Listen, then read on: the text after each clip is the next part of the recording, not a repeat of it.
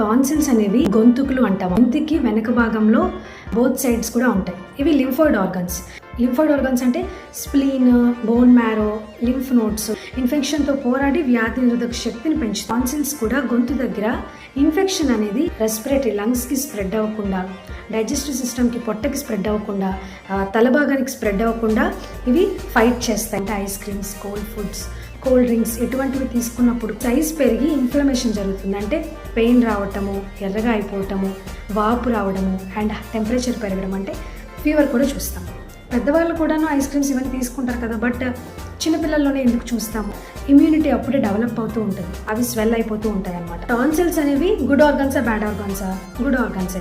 Tonsillectomy చేయటం మంచిదా, మంచిది కాదా? టాన్సిలెక్టమీ చేయటం వల్ల వచ్చే కాంప్లికేషన్స్ ఏంటి? ఎందుకు టాన్సిలెక్టమీ చేయాల్సి వస్తుంది? టాన్సిలెక్టమీ చేయకుండా ఎలా మనం ప్రివెంట్ చేసుకోవచ్చు? ఇవన్నీ నెక్స్ట్ వీడియోలో చూద్దాం.